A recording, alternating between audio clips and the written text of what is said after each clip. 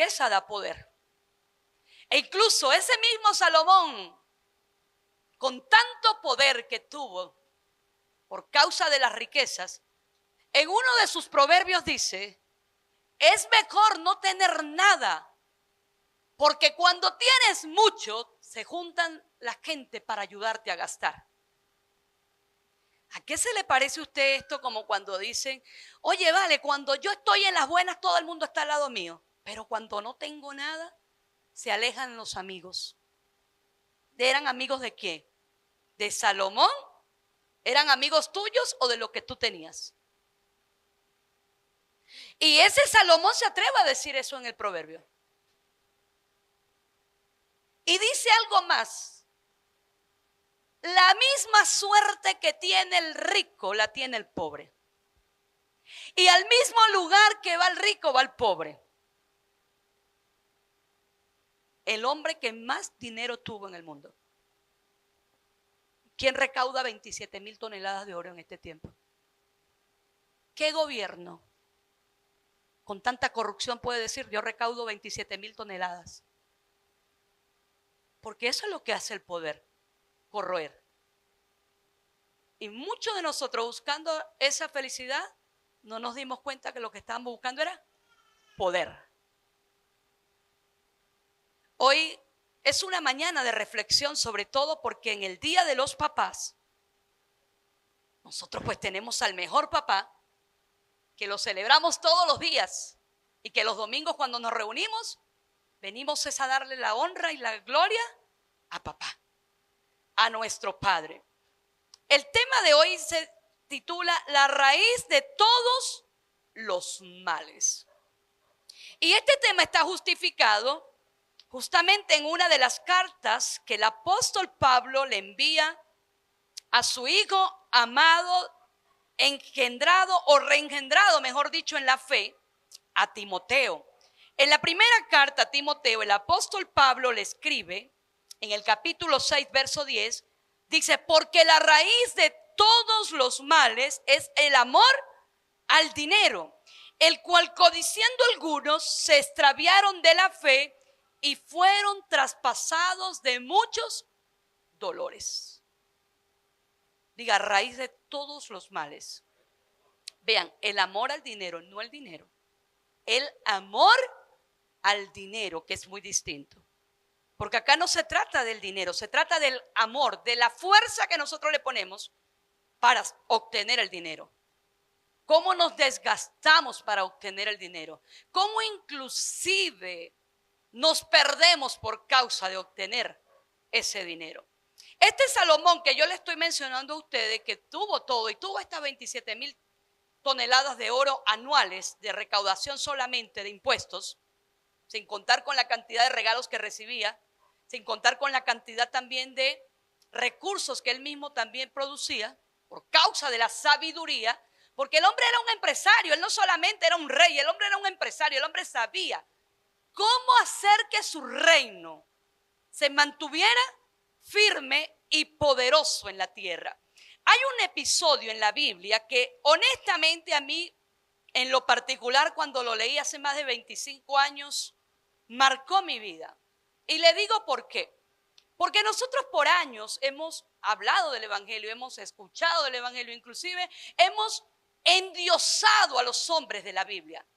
Mire, yo recuerdo cuando comencé a caminar con el Señor, el mensaje más popular que nosotros escuchamos es Pedro, ¿verdad que sí? Pedro caminando sobre las aguas, Pedro, el hombre de la fe, Pedro, el hombre poderoso, Pedro, el fundador de la iglesia, en algunos casos para algunos, Pedro, la roca de la iglesia, Pedro, y siempre escuchamos de Pedro.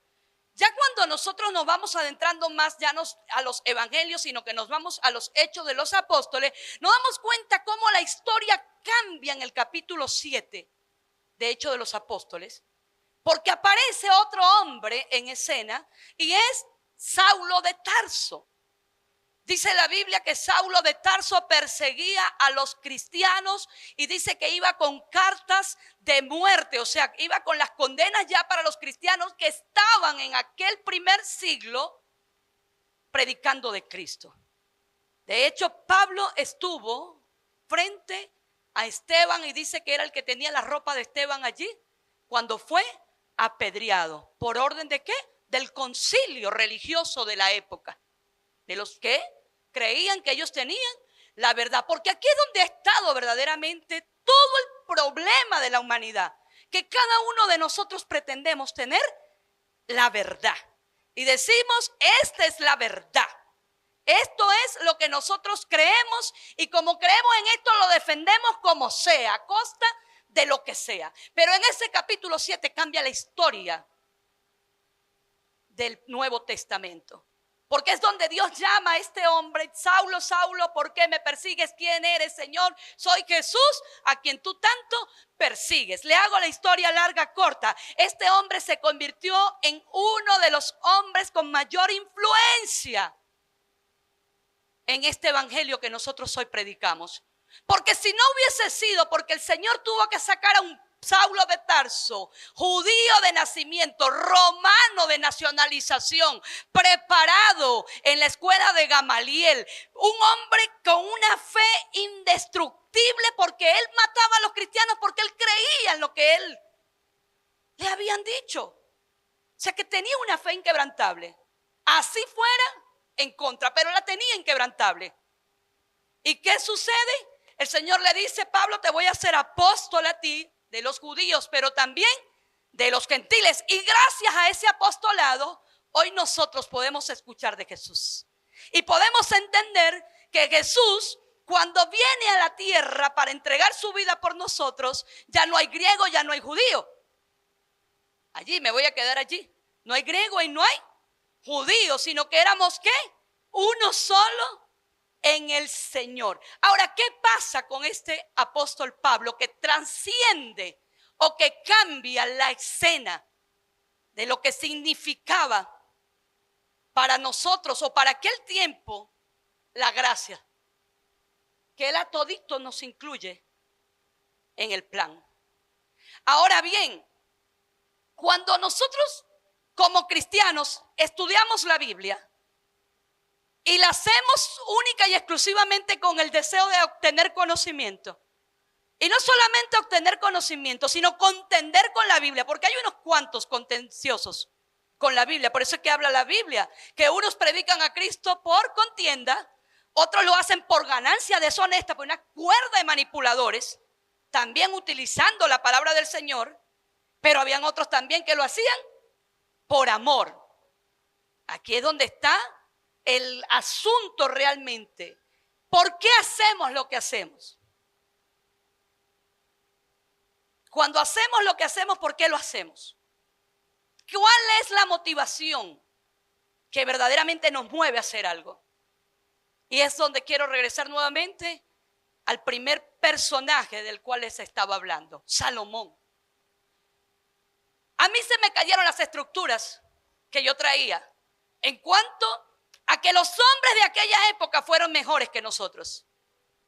E incluso yo recuerdo que yo era de las que pensaba, a mí me hubiese gustado nacer en el tiempo de Jesús.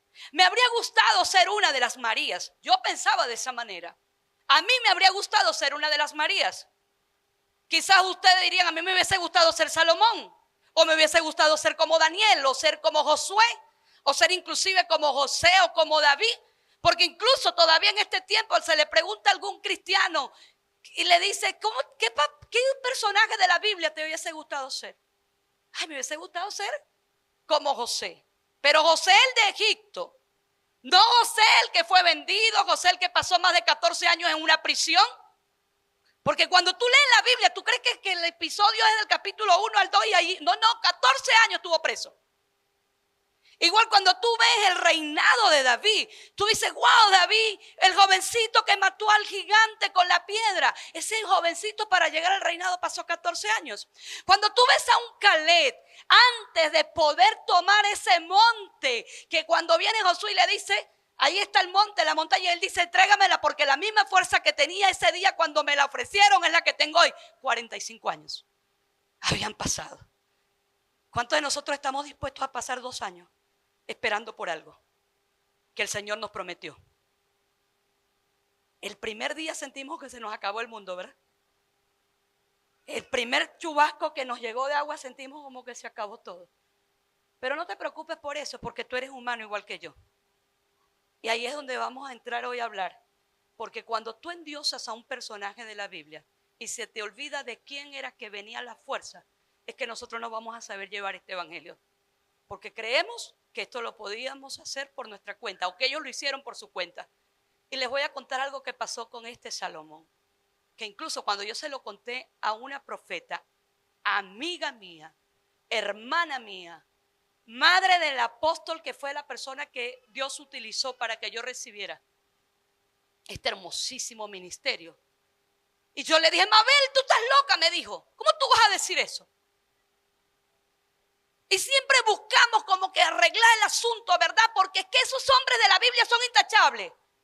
Porque hemos higienizado tanto la Biblia que queremos predicarle a la gente todo lo que no tiene que hacer según las obras de lo que se ve y no verdaderamente de la conciencia que nosotros tenemos que tener como hijos amados del Señor. Porque honestamente, si usted me pregunta a mí, ¿usted su vida verdaderamente ha cambiado porque usted ha puesto de su parte? Una parte, solamente una parte, pequeñita, porque la otra la puso el Señor. Completa. Mire, nos dio el Espíritu, nos dio la iluminación de la palabra, nos entregó un evangelio ya revelado. Por eso aquí no hay que estar inventando. Hay gente que le gusta inventar y le gusta estar sacando, mire, unos textos y los sacan del contexto y lo buscan acomodar a lo que no les conviene, porque no es lo que nos conviene. Hay quienes dicen, utilizan la Biblia a su conveniencia. Es mentira, cuando yo la uso para mi supuesta conveniencia, estoy haciendo lo que no me conviene. Quiere decir que tengo la mente, ¿qué? Torcida, entenebrecida, cauterizada. Y vean lo que yo le decía a ella, que fue el final de Salomón. Les estoy hablando de un hombre, ¿qué? Poderoso, ¿verdad que sí? Un hombre con riquezas inimaginables.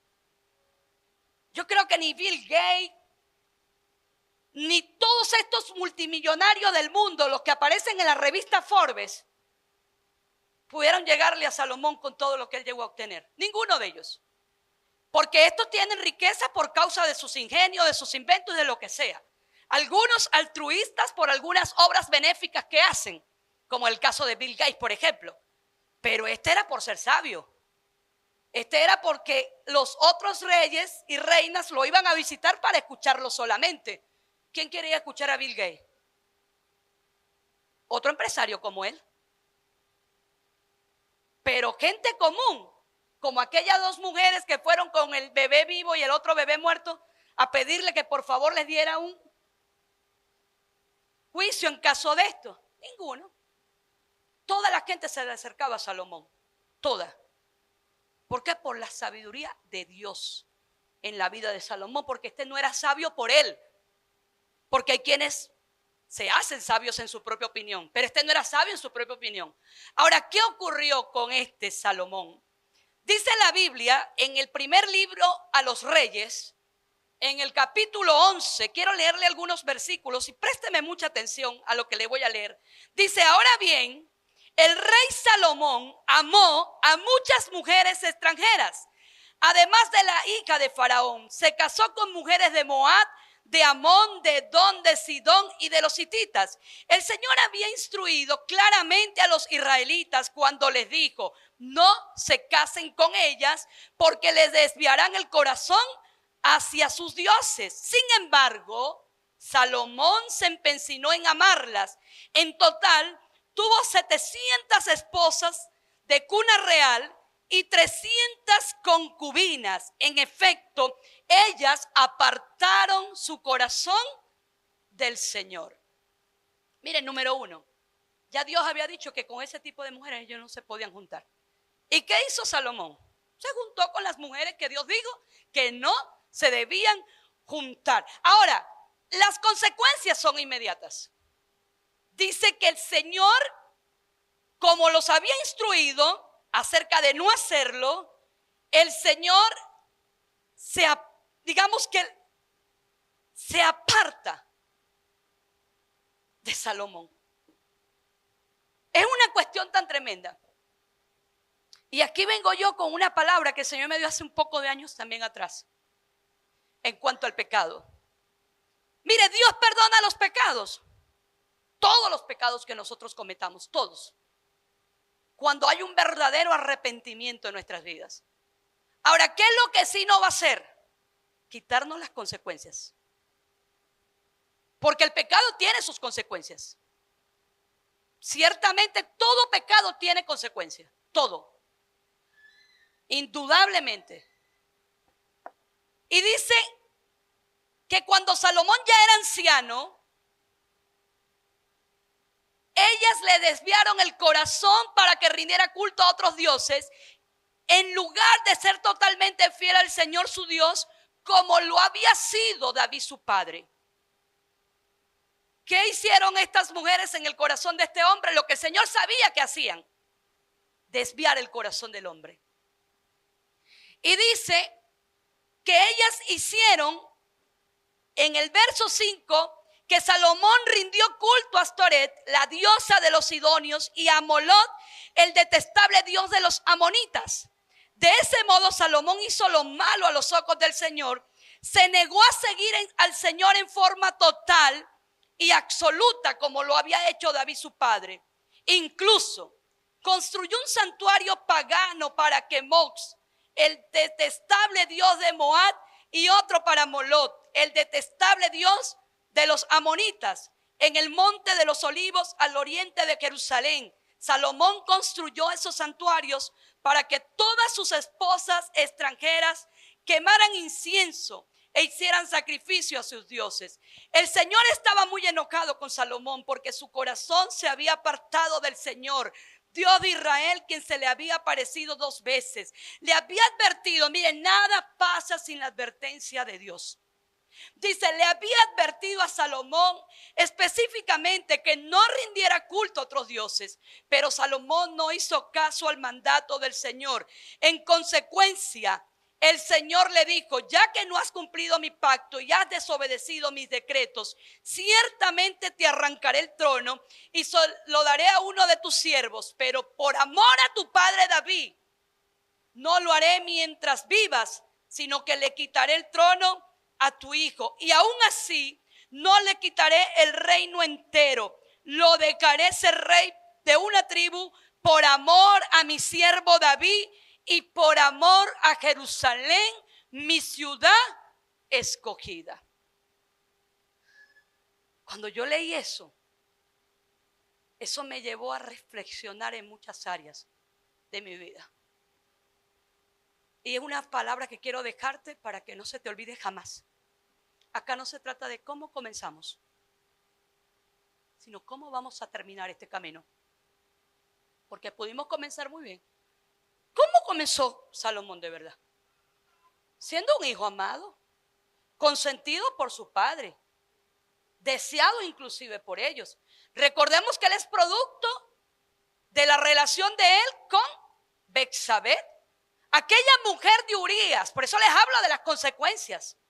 Aquella mujer de Urías, que mientras estaba Urías en la guerra y el rey tenía que estar en la guerra, David se acostó con esta mujer.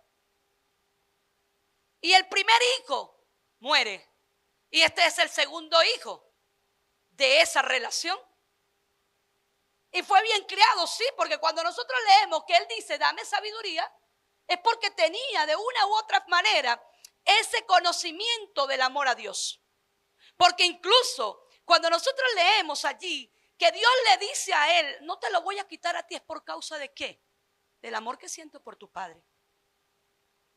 Y lo voy a quitar cuando ya tú no estés. Y lo voy a dejar en un hijo tuyo. Y se va a mantener por causa del amor a mi siervo David. ¿Cuál fue la gran diferencia entre estos 2 hombres? Mire, David se desvió el corazón y todo aquello que hizo. Y que no lo dejamos de leer en la Biblia. De hecho está allí, escrito. Por eso es que el peligro está cuando endiosamos a un hombre de la Biblia. Cuando creemos que eran hombres con poderes súper poderosos. No, eran hombres sujetos a pasiones, porque lo estamos viendo en este hombre. Pero ¿sabes cuál era la diferencia entre estos dos? Que uno tuvo una actitud verdaderamente de arrepentimiento y decidió volver su corazón al Padre, pero el otro sencillamente desvió su corazón del Padre, porque no se trataba únicamente de que las mujeres habían pervertido el corazón de este hombre, sino del poder de una decisión. Porque ¿quién decidía allí? Mire, en estos días yo meditaba acá a causa del albedrío. Y hubo una persona que me dijo, si Dios sabe todo lo que va a pasar, si Dios ya sabe todo lo que tú vas a hacer, ¿por qué te deja hacer lo que tú haces? Precisamente porque Dios quiere hijos que obedezcan por amor y no que les sirvan por obligación. Precisamente porque sabe todo lo que va a pasar, nos deja advertencias antes de que pase. ¿O no se lo había advertido ya? ¿O usted cada vez que usted lee la Biblia, usted no se da cuenta que son advertencias que Dios nos deja? Yo siempre lo digo, mire, la Biblia es para todo. La Biblia no es un libro que traemos solamente a un local de una iglesia o que la abrimos en el Salmo 91 cuando estamos asustados, ni mucho menos en el Salmo 23 cuando andamos necesitados, ni mucho menos la abrimos en el Salmo 37 cuando nos sentimos que somos perseguidos por las personas. No, la Biblia es un libro o es un manual de advertencia, es un manual de vida. Dios es un Dios preventivo, Dios es un Dios que ama tanto a sus hijos que dice, he puesto delante de ti el camino del bien y el camino del mal. Dice, escoge, él dice, te recomiendo que escojas el bien para que te vaya bien a ti y a tu descendencia. ¿Sabes que algunos países, ellos juzgan la maldad? ¿Sabe usted eso? Hay otros que no juzgan la maldad como tal. Hay unos que juzgan la maldad. ¿De qué forma? Mire, países como por ejemplo España, el sistema judicial de ellos es que la persona que comete un crimen atroz y es evaluado psiquiátricamente y se detecta que esta persona tiene algún tipo de trastorno o tiene inclusive algún tipo de enfermedad mental, no es juzgado como alguien con maldad, porque sencillamente fue solamente un divarío de su mente. Hay países que ellos sí juzgan la maldad porque ellos observan el comportamiento del individuo y se dan cuenta que hay maldad en el corazón del hombre. Mire, esta decisión de este hombre, siendo el más sabio del mundo, ¿qué fue lo que muestra? La maldad que opera en el corazón del hombre. Por eso es que nosotros cuando tomamos algunas decisiones, las hacemos basadas ¿en qué? En la maldad muchas veces. En cómo nosotros queremos obtener recursos más rápido, en cómo nosotros podemos dejar más bien sin nada al otro. Mire, cuando hay un divorcio, ¿qué es lo primero que la persona busca quedarse? Con los hijos, con los bienes. E incluso, quien se queda con los bienes, toma, agarra a los muchachos tú. Bien. En Chile esta semana, una jovencita mandó matar a los padres. Buscó sicarios para matar a los padres. ¿Para quedarse con qué? Con los bienes. ¿Eso es qué? Diga, maldad. Eso no es que solamente la codicia, no, la maldad te lleva a la codicia. Hay países que sí juzgan la maldad. Yo vi un video en China, un niño como de 10 años. ¿Sabes que hay países que los niños los juzgan como niños, como adultos? Por ejemplo, en Estados Unidos, en Inglaterra, en Colombia hubo un candidato el año pasado que fue asesinado por un niño de 14 años, de 17 años, perdón, y le dieron 4 años de condena porque es menor de edad. En países como en Estados Unidos le meten 3 cadenas perpetuas. Por la maldad con la que lo hace, porque cuando usted ve el video, usted se da cuenta que el chamito está entre la multitud escondido allí y después sale con el arma corriendo y le dispara a este hombre en la cabeza. Eso es maldad. Eso es maldad, eso no tiene otro calificativo. Ahora, ¿qué pasa con nosotros cuando no descubrimos la maldad que está en nuestro corazón? Sencillamente seguimos operando en lo malo. Y creemos que eso no tiene consecuencias. ¿Por qué nosotros hablamos mal de alguien? ¿Porque tenemos bondad en nuestro corazón? Por maldad. Miren, en China, hablándoles del video, vi un niño de 10 años, había otro niño como de 2 añitos, jugando y el niño se montó en la baranda. Y cuando se montó en la baranda vino el de 10 años y lo empujó.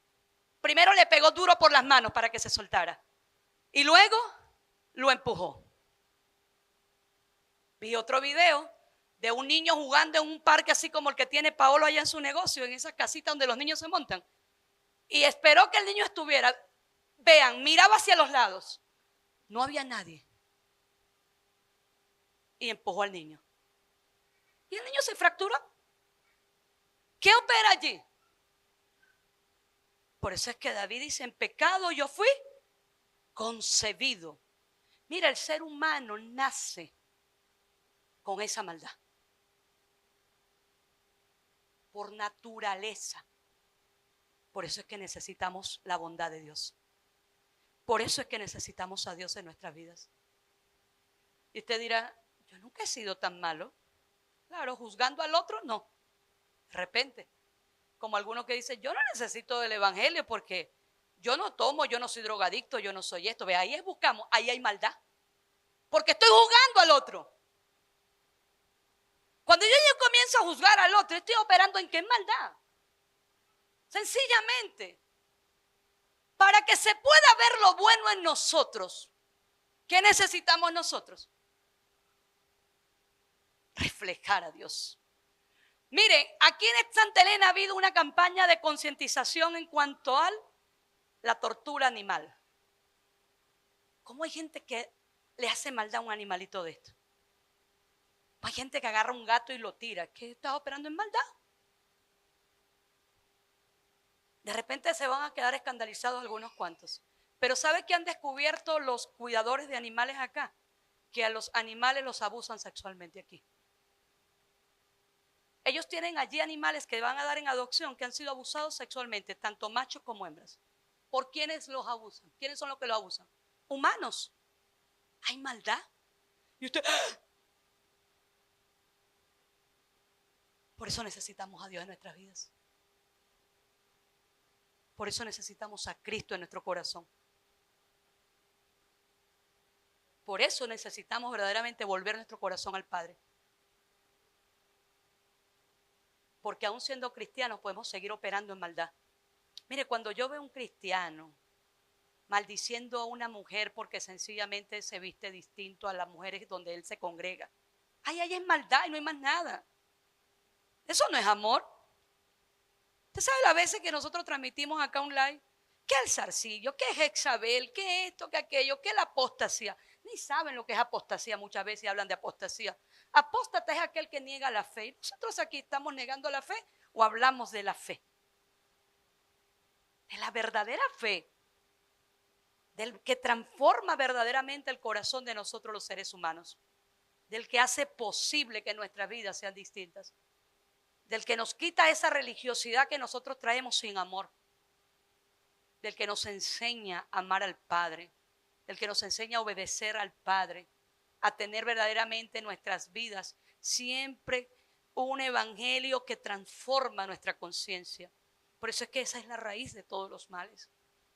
Es el amor al dinero. Entiéndase bien.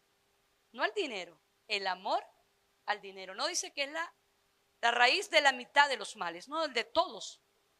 De todos, absolutamente de todos. Mire, esta semana es una semana para meditar. ¿Qué es lo primero en mi familia? ¿Quién tiene el primer lugar en mi hogar? estos pequeñitos que nosotros estamos formando, ¿sabía usted que la mayoría de los niños que van a escuela dominical cuando llegan a cierta edad ya no quieren saber nada de Dios? ¿Sabía usted eso? Es más, ustedes aquí, ¿cuántos fueron a escuela dominical y después nunca más siguieron a Cristo? Yo fui una. A mí me llevaban a escuela dominical a los 3 años. Ya a los 12 yo lo que menos quería saber era de Dios, porque es que no se trataba de que nos llevaran a una escuela dominical.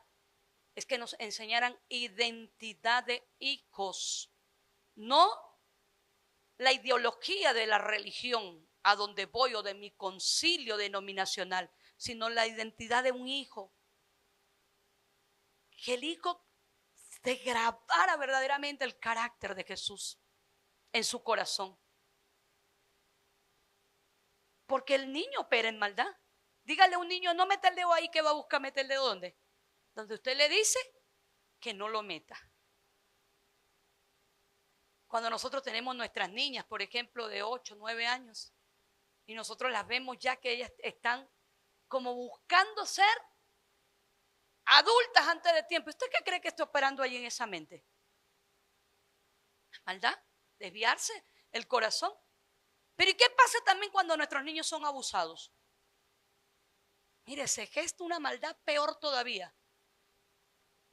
Porque una cosa es cuando tú vives un abuso siendo grande a cuando tú eres abusado siendo pequeño. Por eso es que se crece en maldad. Entonces, ¿cómo vamos a terminar? No cómo comenzamos. Las películas no las definen ser buenas por la trama, ¿verdad que no?